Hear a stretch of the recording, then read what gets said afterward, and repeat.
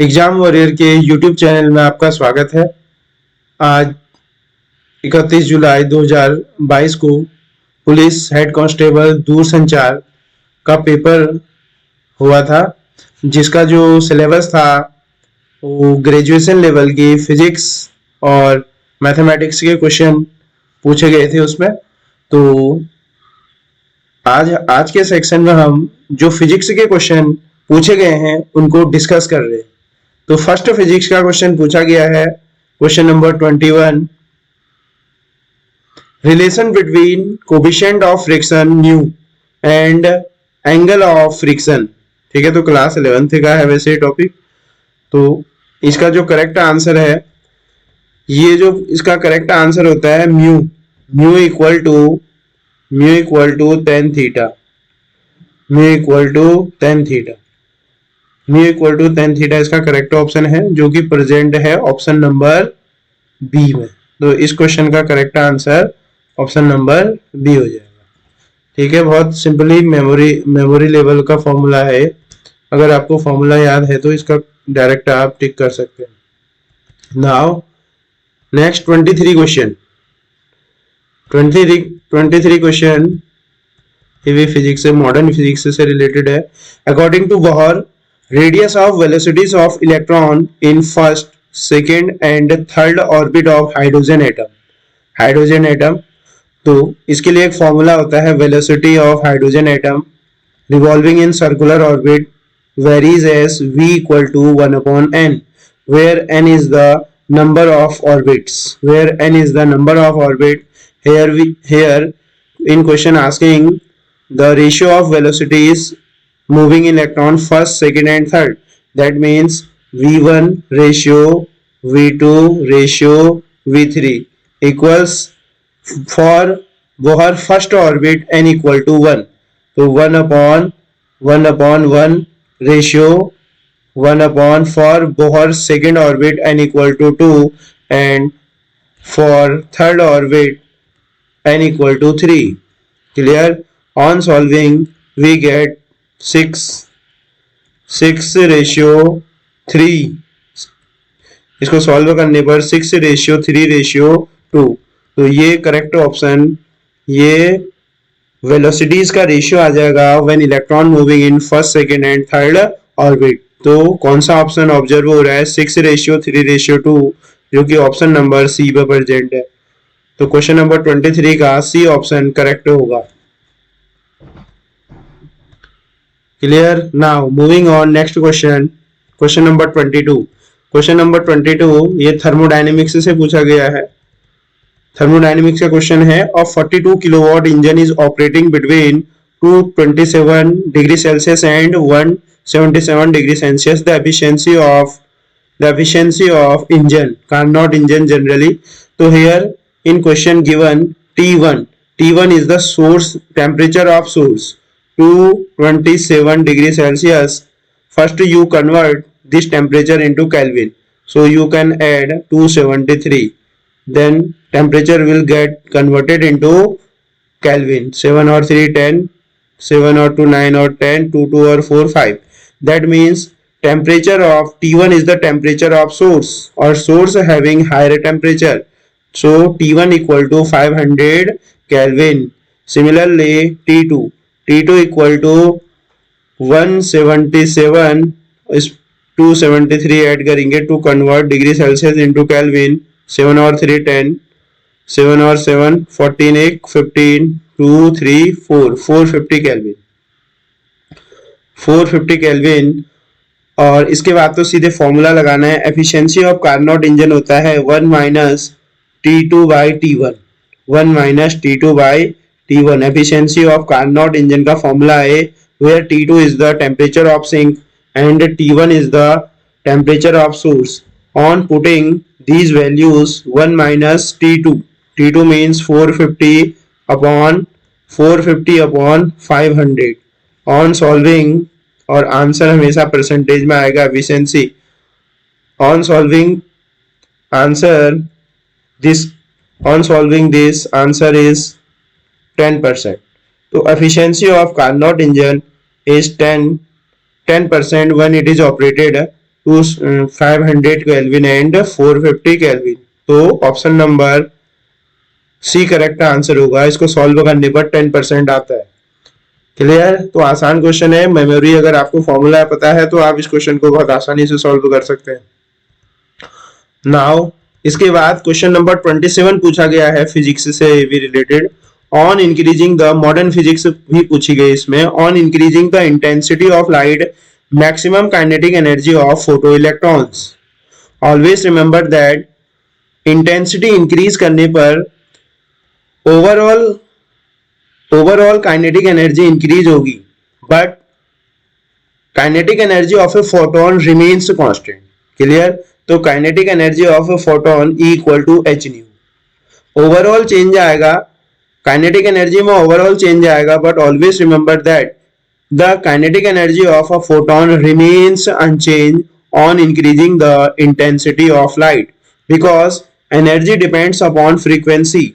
Energy depends upon frequency, not intensity of light. So the correct option of this question is remains unchanged.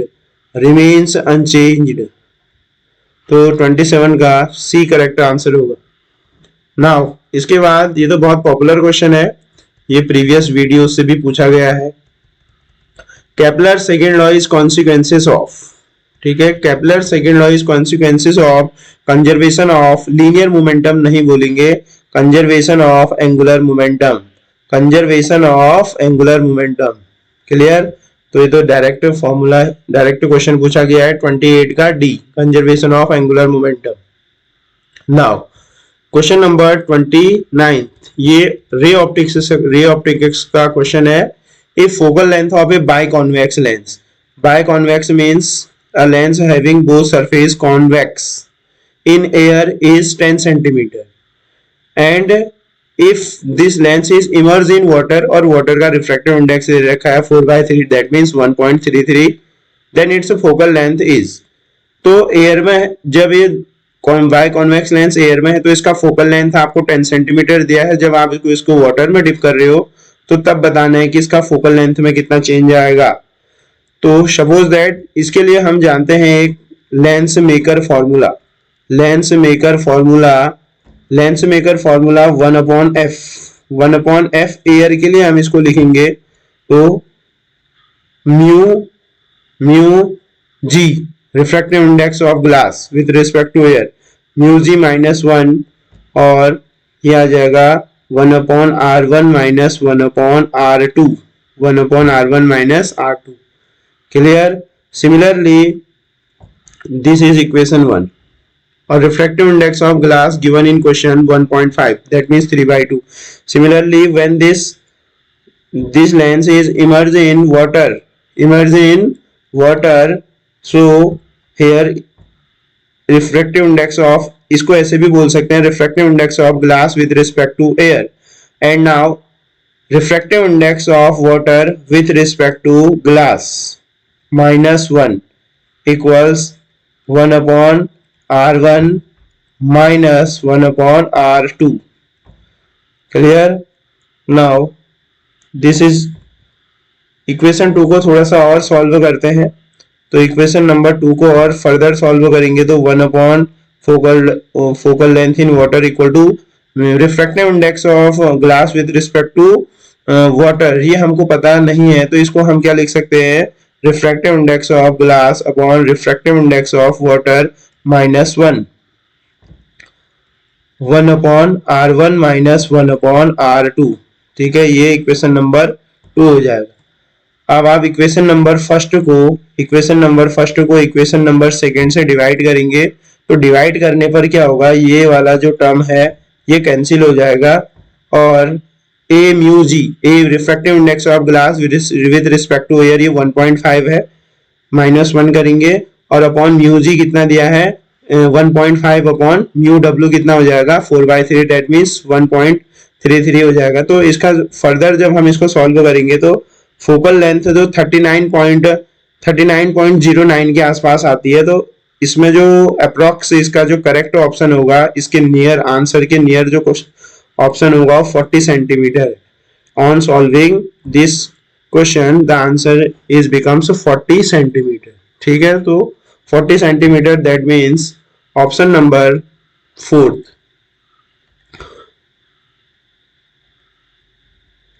तो कौन सा option C हो जाएगा? Option number 4 इसका correct option होगा।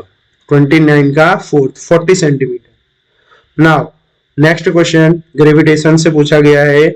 ये if v naught and v are the orbital velocity. ठीक है, तो ऑर्बिटल वेलोसिटी का जो फॉर्मूला होता है वो अंडर रूट जी आर होता है। और V V V O means orbital velocity और V is the escape velocity. Escape velocity का जो फॉर्मूला होता है अंडर रूट 2 जी आर होता है। ठीक है, तो जब आप इसको फर्दर डिवाइड करेंगे तो वी नॉट अपॉन वी जब हम इसको फर्दर सॉल्व करेंगे जी आर अपॉन 2 जी आर, तो जी आर से जी आर कैंसिल हो जाएगा और यहां से आ जाएगा v naught upon v equal to 1 upon under root 2 आ जाएगा। और हम ऐसा बोल सकते हैं कि जो एस्केप वेलोसिटी है वो root 2 times of orbital velocity है। Escape velocity is root two times of orbital velocity, जो कि ऑप्शन नंबर सी में ऑब्जर्व हो रहा है। V equal to v under root 2 v naught. ठीक है, तो 31 का C correct option. Clear?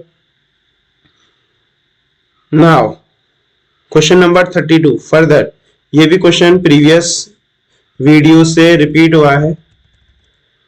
On the basis of property from the following, light wave and sound wave can be differentiated. तो बहुत ध्यान से पढ़ेंगे इस क्वेश्चन को। जो लाइट वेव होती है उनका भी इंटरफेरेंस पॉसिबल है और साउंड वेव का भी इंटरफेरेंस पॉसिबल है, और लाइट वेव का भी रिफ्रैक्शन पॉसिबल है और रिफ्रैक्शन भी पॉसिबल है, और reflection is also possible for light wave and sound wave. But always remember that light wave does not show property of polarization. Polarization is the property which shows the nature of light. Polarization shows that the transverse nature of light. ये MCQ भी बहुत important है, कभी कभी ऐसा पूछा जाता है कि transverse nature of light shown by, तो पोलराइजेशन इसका करेक्ट ऑप्शन होगा। क्लियर? तो 32 का C option correct answer. Now 34 भी इंपोर्टेंट क्वेश्चन है। 34 सरफेस फिजिक्स से आया है। If the radius of a soap bubble, अब सोप बबल है, देखो ये soap bubble means important, very important. Soap bubble have two films. Soap bubble have 2 film. जब आप एक सोप बबल को देखेंगे तो डेफिनेटली उसमें आपको टू फिल्म ऑब्जर्व होंगी। सरफेस टेंशन टी दे रखा है, टेम्परेचर कांस्टेंट है, the radius of drop of soap bubble is double. Radius को क्या कर दिया है? शुरू का डबल कर दिया है। द एनर्जी, तो एनर्जी मीन्स हमको सरफेस एनर्जी पूछ रहा है, तो एनर्जी का जो फॉर्मूला होता है आपको फॉर्मूला पता होगा। सरफेस एनर्जी इक्वल टू होता है surface tension into area, surface into change in area और सिंपली एरिया।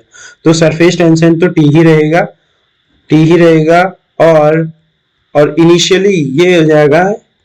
ये इक्वेशन को अगर आप फर्दर सॉल्व करेंगे तो एनर्जी, जो इनिशियल एनर्जी हो जाएगी, वो इनिशियल एनर्जी क्या हो जाएगी? T into pi r square, क्योंकि जो सोप बबल होता है स्फेरिकल इन शेप होता है, सर्कुलर इन शेप, तो पाई आर स्क्वायर उसका रेडियस हो जाएगा। ये इनिशियल ही है, ठीक है, इनिशियल ही है। अब बहुत ध्यान से देखेंगे इस क्वेश्चन को।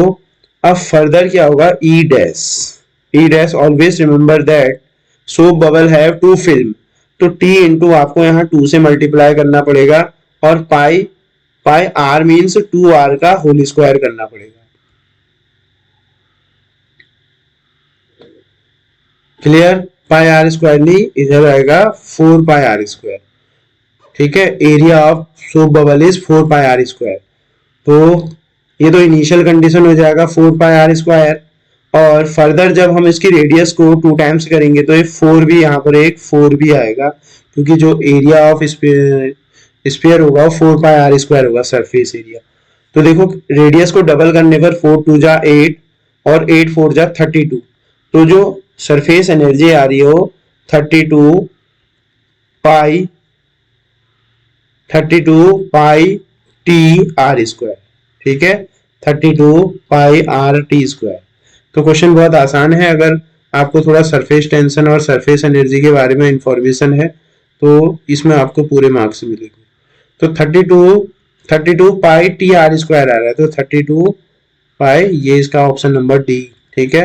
तो always remember that soap bubble have two film, ठीक है, तो इसलिए हमने इसको 2 से मल्टीप्लाई किया है यहाँ पर, तो इसका ऑप्शन नंबर डी करेक्ट होगा। Clear. Now moving on, question number 35, from which layer of the atmosphere the radio wave are reflected. Radio wave have long wavelength,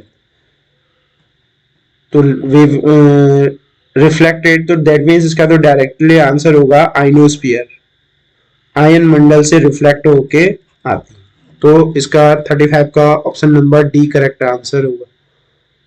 now ये भी देखो बहुत इजी क्वेश्चन आ चुका है, ये भी बहुत आसान क्वेश्चन है। The audio frequency range, audio frequency range होता है 20 हर्ट्ज से 20 हर्ट्ज टू 20,000 हर्ट्ज, या हम ऐसा बोल सकते हैं 20 हर्ट्ज टू 20 किलो हर्ट्ज, ठीक है, 20 हर्ट्ज टू 20 किलो हर्ट्ज, तो ऑप्शन नंबर बी इसका करेक्ट आंसर होगा। ये इजी क्वेश्चन है, बहुत बेसिक क्वेश्चन है। नाउ क्वेश्चन नंबर 39 भी इंपोर्टेंट क्वेश्चन है। By increasing the angle of incidence the angle of deviation, ठीक है, अगर आप आई और डेविएशन के कॉरेस्पॉन्डिंग ग्राफ प्लॉट करते हैं तो पहले तो एंगल ऑफ डेविएशन बढ़ते जाएगा, फिर मैक्सिमम होगा, फिर इस तरीके से ये जब आई इक्वल टू आई, यहाँ पर I equal to angle of incidence equal to angle of emergence हो जाएगा, तो उस समय क्या हो जाएगा, ये जो डेविएशन है मैक्सिमम आ जाता है। तो ठीक है, तो एक ग्राफ देखो, ग्राफ का कौन करेक्ट एक्सप्लेनेशन करता है, तो जो एंगल ऑफ डेविएशन फर्स्ट तो इंक्रीज हो रहा है और फिर मैक्सिमम हो रहा है और फिर देन क्या हो रहा है, डिक्रीज हो रहा है, तो इसका करेक्ट ऑप्शन हो जाएगा यहाँ, ये बहुत इंपॉर्टेंट सेक्शन है ऑप्टिक्स, तो इसका करेक्ट ऑप्शन क्या हो जाएगा, सी इसका करेक्ट ऑप्शन होगा। पहले इंक्रीज होगा, फिर मैक्सिमम होगा और फिर डिक्रीज होगा, तो 39 का option number C is the correct answer.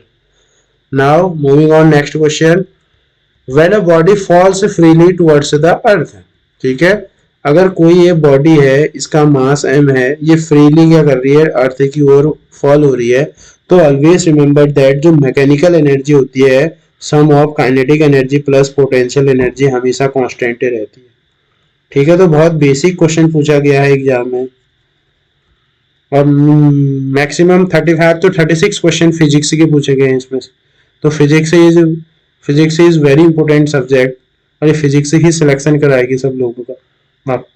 तो इसका जो करेक्ट आंसर होगा total energy means sum of kinetic energy plus potential energy, it will always remains constant, तो 40 का option number B correct answer होगा। Clear. Now next question, question number 45, on what principle does dynamo work. Dynamo is generally work on the principle of electromagnetic induction, कभी कभी वो भी आ जाता है इसमें, transformer is work on the principle of, तो transformer is work on mutual induction और dynamo is the work on principle of electromagnetic induction discovered by Faraday. Now question number 46, question number 46, the maximum value of angle of dip. Angle of dip का जो formula होता है ये tan inverse अर्थ का vertical component upon earth का horizontal component होता है। Delta is the angle of dip, always remember that it is maximum at pole, pole पर कितना होता है 90 डिग्री होता है, और मिनिमम होता है इक्वेटर पर 0 होता है। तो हमसे क्या पूछ रहा है, मैक्सिमम पूछ रहा है, तो मैक्सिमम होता है पोल पर, तो कितनी वैल्यू कितनी होगी 90 होगी, तो ऑप्शन नंबर बी इसका करेक्ट ऑप्शन होगा। नाउ 54 क्वेश्चन भी फिजिक्स का पूछा गया है इसमें, the velocity of sound on rainy days as compare to another days, definitely इसका जो करेक्ट ऑप्शन होगा क्या होगा, इंक्रीजेस। ठीक है, तो 54 का option A. Now question number 60.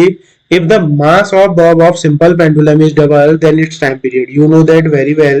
The time period of simple pendulum t equal to 2 pi under root L upon G, where L is the length of string, G is acceleration due to gravity. Or you, in this formula we observe that the time period of simple pendulum is independent of the mass of bob. तो always remember that मास आ ही नहीं रहा है फॉर्मूले में, तो इसका जो correct option होगा रिमेन्स अनचेंज। जी सिर्फ एल और जो टाइम पीरियड होगा एल और जी पर डिपेंड करेगा, और जी प्लेस टू प्लेस वेरी होते रहेगा। ठीक है, तो ऑलवेज रिमेंबर दैट मास पे तो बिल्कुल मास में कोई वेरिएशन नहीं आने वाला है, तो टाइम पीरियड मास पर इंडिपेंडेंट होगा। तो इसका option number C correct answer है। नेक्स्ट क्वेश्चन नंबर 65 भी फिजिक्स से पूछा गया है। इसमें ये भी रे ऑप्टिक्स से बहुत क्वेश्चन आए, 1 2 3 4 अभी तक का 4 क्वेश्चन आ चुके हैं। The reason of brilliance of diamond, हीरे का चमकने का कारण, ये तो बहुत प्रॉपर क्वेश्चन हो गया। ये हो गया, ये टोटल इंटरनल रिफ्लेक्शन हो गया, मिराज हो गया, ऑप्टिकल फाइबर हो गया। These are the events based on the principle of total internal reflection. तो 65 का answer number C correct option है। नाउ नेक्स्ट क्वेश्चन, ये भी बहुत फेमस क्वेश्चन है, जियो स्टेशनरी सैटेलाइट हर बार आता है एग्जाम में। At what height from the centre of earth Jio stationery satellite revolve in orbit. Nearly 36,000 के आसपास आता है। तो जो 36,000 के नियरली जो ऑप्शन है इसमें, तो ये क्या होगा, 35,800 इसका करेक्ट ऑप्शन होगा। क्लियर, 67 का option number A. Now, moving on, question 68. Two capacitor of capacitance C are connected in series. क्या कह रहा है क्वेश्चन, दो कैपेसिटर है और इनका कैपेसिटेंस C है, इनको आपने सीरीज में कनेक्ट किया है। If one of them is completely filled of dielectric, ठीक है, आपने दोनों में से एक में क्या कर दिया, K मीडियम का डाइलेक्ट्रिक फिल कर दिया, उसका डाइलेक्ट्रिक कांस्टेंट K है, देन देयर इफेक्टिव कैपेसिटेंस पूछ रहा है। तो यू नो वेरी वेल कि जो कैपेसिटेंस है उनको सीरीज में हम कनेक्ट करते हैं, तो उनका सी इक्विवेलेंट कैसा आता है, C 1/c equivalent equal to 1/c1 plus 1/c2 आता है। तो इसी को हम एलसीएम लेके ऐसा लिख सकते हैं, c1 c2/c1 प्लस c2। और you know that very well capacitance of parallel plate capacitor epsilon not c epsilon naught a by d, और हमने फर्स्ट कैपेसिटर में K मीडियम का डाइलेक्ट्रिक कांस्टेंट रखा है, तो जो कैपेसिटेंस है वो K टाइम से इंक्रीज हो जाता है। And capacitance of second epsilon naught a by d, उसमें हमने कोई मीडियम फिल नहीं किया है, तो उसका कैपेसिटेंस कितना होगा, epsilon naught a by d ही होगा। तो हम ऐसा सपोज कर सकते हैं, हम ऐसा मान सकते हैं, let epsilon naught a by d को हम c पुट कर लेते हैं, c हमने सपोज कर लिया। तो फिर हम फर्दर इसको सॉल्व करेंगे। फर्दर सॉल्व करने पर देखो, आप फर्दर सॉल्व करने पर इसमें हम रख रहे हैं इसको, देखो c in the place of c, here put these all these values in the place of c, in the place of c k c, and in the place of c2 only c, in the place of c1 k को common, c को common लेते हैं और ये आ जाएगा k plus 1 आ जाएगा। ठीक है, एक c से एक c कैंसिल हो जाएगा, तो जो आंसर आ रहा है k c upon 1 plus k आ रहा है। तो जो ऑप्शन, जो कि ऑप्शन नंबर 1 में प्रेजेंट है। ठीक है, तो बहुत आसान क्वेश्चन, कॉन्सेप्चुअल क्वेश्चन है। तो 68 का ए करेक्ट ऑप्शन है। आपको पता होना चाहिए कि कैपेसिटेंस को सीरीज में कैसे कन्वर्ट करते हैं, 1/c equal to 1/c1 plus 1/c2। Now moving on, next question 69 question, which of the following gates are universal gate. ठीक है, there are only 2 gates are universal, first is NAND gate and other is NOR gate. तो अभी इसमें जो option दिया है NAND gate, universal gate means with the help of NAND gate we can drive all other gate, so we called that universal gate. ठीक है, एक NAND gate होता है, also NOR gate is also universal gate. ठीक है, तो इसका जो करेक्ट ऑप्शन होगा 69 का बी, इसका करेक्ट ऑप्शन होगा नैंड गेट। ठीक है। 70 क्वेश्चन भी डायरेक्ट आया है। The SI unit of magnetic flux, SI unit Gauss, Gauss क्या होता है, ये जो गॉस है ये होता है CGS unit of magnetic field, CGS unit of magnetic field. और ये जो वेबर पर मीटर स्क्वायर होता है ये SI unit of magnetic field होता है। टेस्ला को भी हम SI unit of magnetic field बोलते हैं। और अब क्या बचा, weber, weber is the SI unit of magnetic flux, SI unit of magnetic flux. तो इसका जो करेक्ट ऑप्शन होगा डी, 70 का डी करेक्ट ऑप्शन होगा, weber is the SI unit of magnetic flux. Now moving on, next question 73, on increasing the temperature the viscosity of the liquid, ठीक है। तो now viscosity is the property of liquid, property of liquid which opposes the relative motion between two layers of liquid. That means if you increase the temperature of a liquid then the liquid is जो liquid है वो उसकी viscosity decrease हो जाएगी। That means वो बहुत easy way में flow हो जाएगा। तो टेम्परेचर इंक्रीज करने पर जो विस्कोसिटी हो ऑलवेज डिक्रीजेस, ऑलवेज डिक्रीजेस। तो ऑप्शन ए करेक्ट ऑप्शन होगा। नाउ क्वेश्चन नंबर 75, 75 काइनेमेटिक्स से पूछा गया क्वेश्चन है। A body is projected from earth with a velocity of this, what will be the maximum height gain by the body. ठीक है, तो ये है हमारे पास, ये प्रोजेक्टाइल, जनरली प्रोजेक्टाइल है, एक बॉडी है और आपने इसको v वेलोसिटी से इसको ड्रॉप किया है 3i cap plus 10j cap. ठीक है, तो आप इसको कंपेयर करें vx i cap plus vy j cap से, तो आपको यहाँ वेलोसिटी का x कंपोनेंट मिल जाएगा और वेलोसिटी का y कंपोनेंट भी यहाँ से आपको मिल जाएगा। अब आपको पता होना चाहिए कि जो मैक्सिमम हाइट होती है वो क्या होता है, u sine theta, u square sine square theta upon 2g होता है। तो that means this formula can be written as u sine theta is its, ये इसका u साइन थीटा हो जाएगा और ये कंपोनेंट इसका क्या हो जाएगा, u cos थीटा हो जाएगा। और मैक्सिमम हाइट के लिए क्या होगा, u साइन थीटा रिस्पॉन्सिबल होगा। तो u साइन थीटा को हम वेलोसिटी का y कंपोनेंट ऐसे लिख सकते हैं upon 2g, because in this question theta is not mention, theta is not mentioned, so this formula can be converted into this. Uy is the velocity in final velocity in y direction, that is 10, that is 10 into 10 upon 2 into g also 10, 10 से 10 cancel to 2 और 5, तो correct answer maximum height is 5 meter, maximum height is 5 meter। तो option number A इसका correct option हो जाएगा। Clear, तो सिर्फ ये थोड़ा प्रोजेक्टाइल मोशन से क्वेश्चन है, कॉन्सेप्चुअल क्वेश्चन है। अगर आपको फॉर्मूला पता है, कॉन्सेप्ट पता है तो ये क्वेश्चन बहुत आसानी से हो जाएगा। 75 का option number A. Now question number 76 nuclear physics का क्वेश्चन है, न्यूक्लियर फिजिक्स का क्वेश्चन है। और रेडियो एक्टिव सीरीज ये है 92U238, ये किसमें ब्रेक हो रहा है हमको, 82PB206, 206। क्लियर, तो how many alpha particle and beta particle emitted. तो suppose that we consider that X alpha particle, alpha particle means nucleus of helium, plus Y beta particle, beta positive consider करेंगे हम इसको। तो इसका जो मास charge होगा वो 1 और मास 0, इस तरीके से हम इसको लिख सकते हैं। तो सबसे फर्स्ट आप कंजर्वेशन ऑफ एटॉमिक मास लगाओ, conservation of atomic number, atomic conservation of atomic number लगाओ।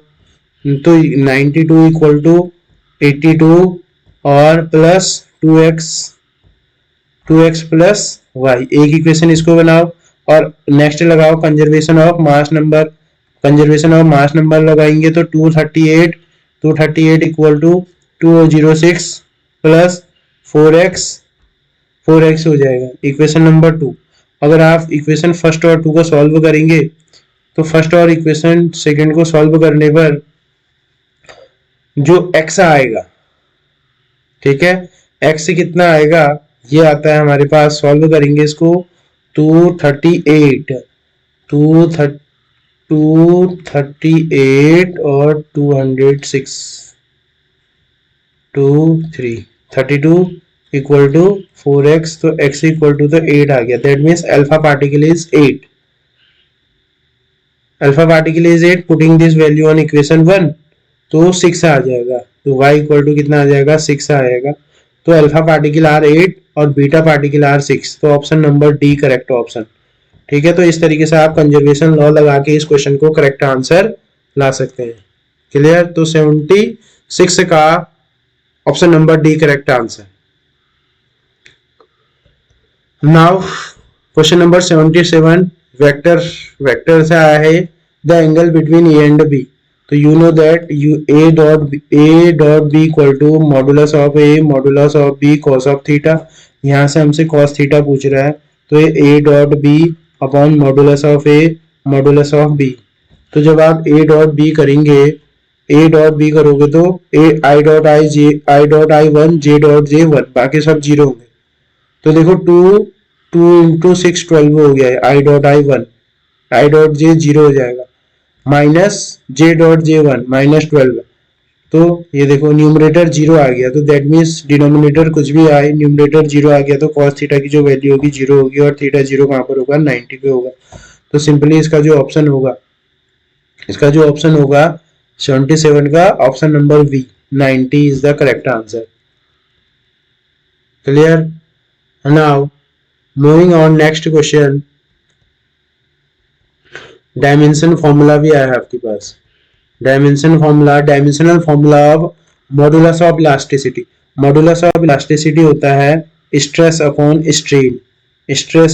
स्ट्रेन, और strain is dimensionless, so dimension of modulus equal to stress, और what is stress, force upon area is similar for pressure, MLT minus two upon L square. तो इसका answer क्या आएगा, इसका answer आएगा ML minus 1 T minus 2।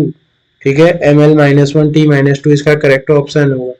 तो जो ML minus 1 T minus 2 ये ऑप्शन नंबर डी में प्रेजेंट है, option number ML minus 1 T minus 2। तो इसका जो करेक्ट ऑप्शन होगा ऑप्शन नंबर डी इसका करेक्ट आंसर है।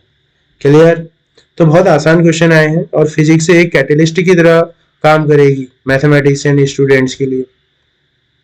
Now 84 which of the diode is used and voltage regulator. ठीक है, ये तो क्वेश्चन भी आता है, Zener diode is used as a voltage regulator. अब नेक्स्ट क्वेश्चन वेव ऑप्टिक्स का बड़ा फेमस क्वेश्चन है, यंग्स डबल स्लिट एक्सपेरिमेंट। ठीक है, सब एग्जाम में पूछा जाता है क्वेश्चन है, इन UIDSC young double slit experiment the distance between, ये स्लिट है, ठीक है, ये हो गई S1 और S2, और ये हो गया स्क्रीन, ये डिस्टेंस होती है कैपिटल D और distance between slit small d। अब क्वेश्चन को बहुत ध्यान से पढ़ते हैं। इन YDSC the distance between two slits means small d को आपने 2 टाइम से कर दिया doubled, and distance capital D को भी आपने 2D कर दिया। तो हमको बोल रहा है कि फ्रिंज विड्थ, तो सबसे इंपॉर्टेंट आपको फ्रिंज विड्थ बीटा का फॉर्मूला आना चाहिए, lambda capital D by D होता है। तो देखो लैम्डा 2D अपॉन 2D, तो 2 से 2 कैंसिल हो जाएगा, तो लैम्डा D बाई D आ जाएगा। दैट मीन्स जो बीटा डैश है वो बीटा के ही इक्वल आ जाएगा, beta dash is equal to beta. तो दैट मीन्स इसका जो करेक्ट आंसर होगा रिमेन्स सेम। ठीक है, इसका जो आंसर होगा रिमेन्स सेम। तो फॉर्मूला बेस्ड क्वेश्चन है। नाउ क्वेश्चन नंबर 86 भी फिजिक्स से पूछा गया है, which of the following remains constant in simple harmonic motion. तो always remember that restoring force change होगा, एक्सेलरेशन भी चेंज होता है, बट जो मैकेनिकल एनर्जी है, sum of kinetic energy, potential energy remains constant if there is no force acting on the object. Now next question thermodynamics का question है, in summer when the valve of bicycle tube is removed the escaping air appears cold because, simply इसका जो correct answer होगा वो adiabatic expansion है। ठीक है, correct option is adiabatic expansion. तो 88 का option number B. In open organ pipe, ठीक है, इन वेव मोशन का है, in open organ pipe always remember that open organ pipe में इवन और ऑड दोनों हार्मोनिक्स प्रोड्यूस होते हैं। तो ऑप्शन नंबर इसका सी करेक्ट ऑप्शन हो जाएगा। Now question number 90 rotational physics से का है, if the moment of inertia of a solid of mass m its radius r then moment of inertia of tangent. तो देखो tangent parallel to the diameter, ये है tangent. हमको इसके about moment of inertia पूछा गया है it, और ये डायमीटर है। तो यहाँ हम सिंपली पैरेलल एक्सिस थ्योरम का यूज करेंगे। तो जो रिक्वायर्ड आंसर होगा, तो मोमेंट ऑफ इनर्शिया पैरेलल और ये डिस्टेंस को हम r सपोज करते हैं।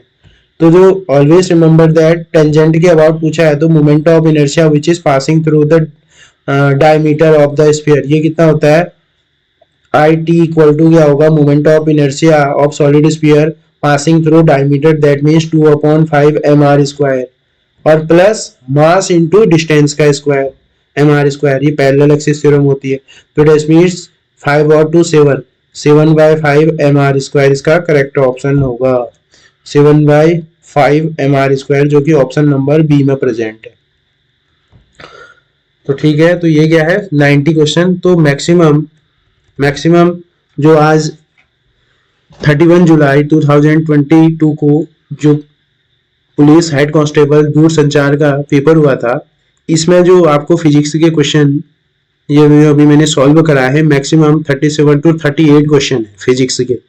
और कुछ क्वेश्चन तो क्या है बहुत आसान है, और कुछ में आपको क्या करना पड़ेगा, जो पढ़ रहा होगा वही इन क्वेश्चन को क्या कर सकता है, सॉल्व कर सकता है। तो डेफिनेटली क्या होगा, अगर जिसके फिजिक्स में ये फिजिक्स के क्वेश्चन जिसके बहुत सही हैं, तो उसका जो सिलेक्शन है वो सिलेक्शन के बहुत पास पहुंच सकता है, क्योंकि बिकॉज ऑफ जो मैथ्स है वो मैथ्स कोई इतनी टफ तो आई नहीं है, तो फिजिक्स ही डिटरमाइन करेगा सिलेक्शन। तो ये आज पेपर हुआ था, इसका मैंने सॉल्यूशन आपको प्रोवाइड किया है। तो डेफिनेटली आप लोगों ने भी अगर ये एग्जाम दिया है, तो आप अपना स्कोर कमेंट बॉक्स में एक बार जरूर मेंशन करेंगे, ठीक है। उससे आपको पता चल जाएगा कि आप फिजिक्स में 38 में से कितना स्कोर कर पा रहे हैं। और ये मैक्सिमम जो क्वेश्चन पूछे गए हैं, ये मेरी प्रीवियस वीडियोस अगर जो स्टूडेंट्स भी उनको देख रहा होगा, तो डेफिनेटली बहुत हेल्पफुल हुआ होगा उनके लिए, क्योंकि ये बिकॉज मैक्सिमम सारे क्वेश्चन मेंशन हैं ऑलरेडी प्रीवियस वीडियोस में। तो आप एक बार वीडियोस को देखो, जो भी प्रीवियस वीडियोस हैं रिलेटेड टू फिजिक्स, उन सबको आप एक बार दोबारा से सीखो, और आने वाले प्रीवियस एग्जाम जैसे इन्वायरमेंट असिस्टेंट, लैब असिस्टेंट हो गया, इस तरीके के जितने भी एग्जाम हैं, ये जो वीडियोस है, जो कंटेंट है, बहुत इंपॉर्टेंट है अपकमिंग एग्जाम्स के लिए। तो ठीक है, तो आप अपना स्कोर कमेंट बॉक्स में अपना स्कोर मेंशन करेंगे, और ज्यादा से ज्यादा लोगों तक, स्टूडेंट्स, ऑल द जीनियस, सबको इसको पहुंचाओ। और हमारा एक ही टारगेट है कि आप सिलेक्शन से बिल्कुल सिलेक्शन से पास अपना सिलेक्शन पक्का करके दिखाना है, ठीक है। तो आज के वीडियो में इतना ही, थैंक यू।